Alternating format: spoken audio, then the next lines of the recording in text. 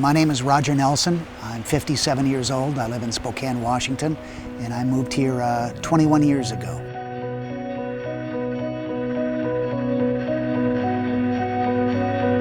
I started running when I was 26. I needed to make some substantive life changes.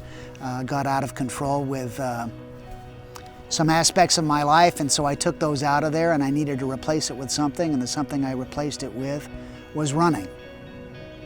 I saw a newspaper article a number of years ago. It was a human interest story on Bryant, and it detailed how he was probably going to be sidelined because the guide that he'd been running with for quite some time was dying of cancer.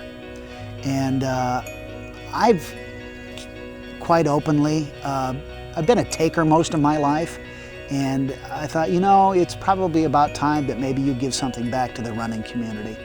I really didn't know that much about him at the time, but when we started running together and we started showing up at some of these events, training up, leading up to Bloomsday and then Bloomsday itself, it became very apparent to me quickly what a celebrity he had become in the running community, and it is a blessing and a privilege to run with him.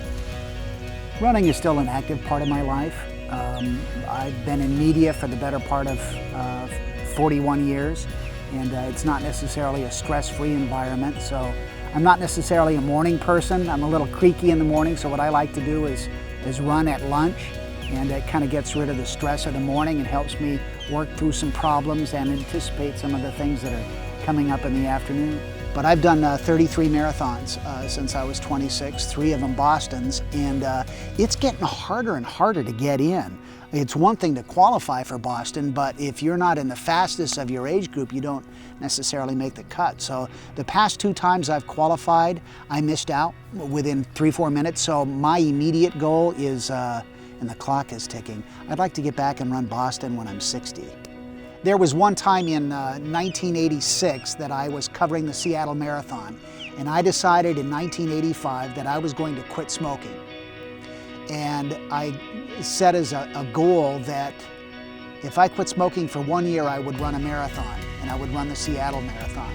And it's typically run the first Sunday after Thanksgiving. So in October, I called the organizers of the Seattle Marathon and said, how soon can I enter? I want to get as low a number as possible.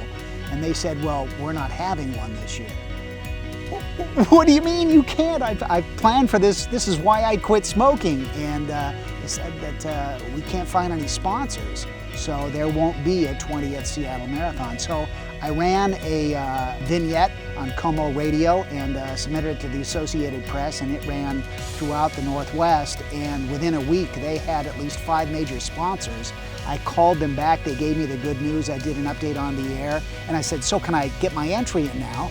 And they said, sure, in fact, we'll comp you. I said, no, I want to pay just like every other runner. I said, how low a number can I get? And they said, what number would you like?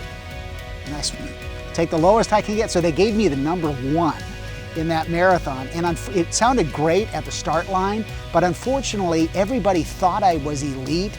And so every mile I'd go, they said, dude, you are so far behind, what happened? So from a medal perspective, the crowd support wasn't necessarily there, but it was a nice way to finish my first marathon.